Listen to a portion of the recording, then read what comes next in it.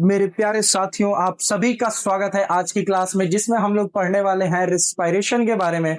और इसके बाद फिर इसके आगे के टॉपिक्स को हम अगले वीडियोस में देखते चलेंगे। आज के वीडियो में हम सीखेंगे रिस्पायरेशन के बारे में, ठीक है। तो आते हैं सबसे पहले, रिस्पायरेशन क्या होता है, ध्यान से समझिएगा। तो मेरे प्यारे साथियों, रिस्पायरेशन एक प्रकार का प्रोसेस होता है। क्या है? रिस्पायरेशन एक प्रकार का प्रोसेस होता है जिसमें फूड पार्टिकल्स ब्रेक डाउन होता है in the presence of oxygen, है ना। फूड पार्टिकल्स ब्रेक डाउन हो जाता है in the presence of oxygen.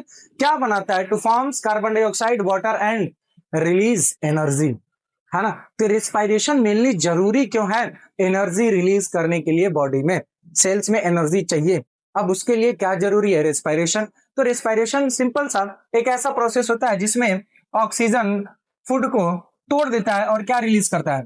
Energy, और साथ में कार्बन डाइऑक्साइड और वाटर बनता है, ठीक।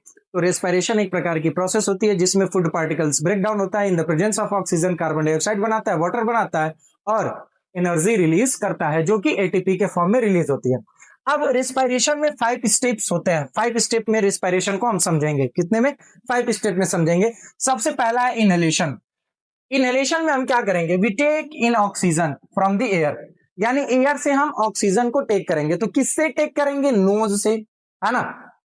नोज से क्या किए? टेक किए। किसको? ऑक्सीजन को। कहां से? एयर से। अब होगा क्या? गैस का एक्सचेंज होगा। अब ये एयर जाएगा कहां पे जाएगा, जरा ध्यान से समझना।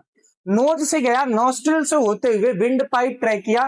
ट्रैकिया 2 हिस्सों में बढ़ जाएगी आपकी, जिसको ब्रोंकी बोलोगे, और ब्रोंकी लंग्स में छोटे छोटे ट्यूब्स में बटी होती है, जिसको ब्रोंकियोल्स बोलते हैं। क्या बोलते हैं? ब्रोंकियोल्स बोलते हैं। अब वो ब्रोंकियोल्स में एयर सैक्स कनेक्टेड होते हैं, छोटे छोटे गुब्बारे जैसे संरचनाएं होती हैं, जिनको आप एल्वली बोलते हो। और एल्वली में जब एयर पहुंचेगी तो वहीं पे होगा क्या? एक्सचेंज।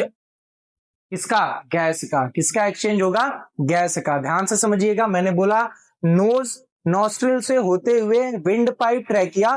ट्रैकिया 2 हिस्सों में बटेगी, जिसको ब्रोंकी बोलेंगे। ब्रोंकी के बाद आप देखेंगे ब्रोंकियोल्स आएगा, क्योंकि वो स्मॉलर ट्यूब्स होंगे, और उसी स्मॉलर ट्यूब्स के एंड पे एयर सैक्स, गुब्बारे जैसे छोटे छोटे संरचनाएं आपको देखने को मिलेंगी, जिसको एल्वली बोलते हैं। और वहीं पे होता है गैस का एक्सचेंज। अब तो ये पॉइंट जो है ना, गैस एक्सचेंज कहां पे? देखो, ये गुब्बारे जैसी संरचना एल्वली, और ये कनेक्टेड है ब्लड वेसल्स से।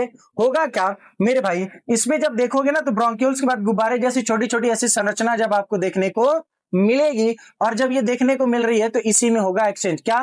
कार्बन डाइऑक्साइड ब्लड से एल्वली में आएगा, और ऑक्सीजन, है ना, एल्वली से कहां चला जाएगा? ब्लड में। यानी ब्लड में ऑक्सीजन मिलेगा, और ऑक्सीजन में मौजूद कार्बन डाइऑक्साइड एल्वली में आ जाएगा, ठीक। इतनी बात होगी। तीसरी बात है कि transport. Oxygen is carried by blood to all body cell, है ना। ऑक्सीजन जो है वो ब्लड द्वारा ही क्या किया जाएगा? सभी सेल्स में पहुंचाया जाएगा। क्यों? आपके बॉडी में खून ही क्या होता है? चलता है बेटा।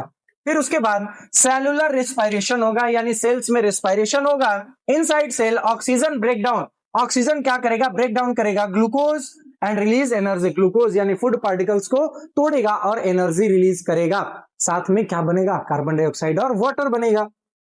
और लास्ट है एक्सहेलेशन। एक्सहेलेशन में क्या होगा? Carbon dioxide, a waste product, is removed from the body.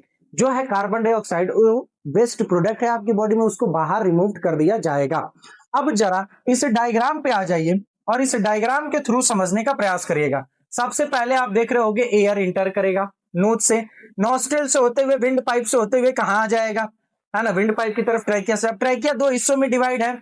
ये है आपका हिस्सा ब्रोंकी, ये भी क्या है? ब्रोंकी। 2 हिस्सों में डिवाइड है। अब ये ब्रोंक्यूल्स स्मॉलर ट्यूब्स में डिवाइड है, जिनको हम क्या बोलते हैं? ब्रोंक्यूल्स। ब्रोंकी स्मॉलर ट्यूब्स में डिवाइड है, जिसको हम क्या बोलते हैं? ब्रोंक्यूल्स। अब मेरे भाई ये ब्रोंक्यूल्स ना, जरा यहां पे देखो, ये एल्वली से कनेक्टेड है, यानी इसके इंड पे ना, अगर आप यहां पे देखोगे तो ब्रोंक्यूल्स के इंड पे ऐसे एयर सैक वाले चीजें दिख रही होंगी, जो कि किससे कनेक्टेड है? ब्लड वेसल्स से, है ना। अब यही आपका एल्वली है, इसी में गैस का एक्सचेंज होगा। ब्लड से कार्बन डाइऑक्साइड एल्वली में आएगी, एल्वली से ऑक्सीजन कहां चली जाएगी? ब्लड में चली जाएगी, ठीक है। और ये जो ऑक्सीजन है आपके बॉडी में ट्रांसपोर्ट होगा किसके सहायता से? ब्लड की सहायता से। तो ये पूरा का पूरा ऑक्सीजन के आने का रास्ता था। तो ठीक, जो कार्बन डाइऑक्साइड है ना मेरे भाई, कार्बन डाइऑक्साइड ब्लड से एल्वली में आया, एल्वली से किस में आएगा? ब्रोंक्यूल्स में, ब्रोंक्यूल से फिर ब्रोंकी में, ट्रैकिया से होते हुए नोज के थ्रू क्या हो जाएगा? बाहर चला जाएगा। तो मजेदार बात यह है ना कि जो ऑक्सीजन के जाने का रास्ता है ना, वही कार्बन डाइऑक्साइड के आने का भी रास्ता है। ठीक, अब नेक्स्ट वीडियो में हम इसके आगे के कंसेप्ट को देखेंगे। ठीक है, तो मिलते हैं नेक्स्ट वीडियो में।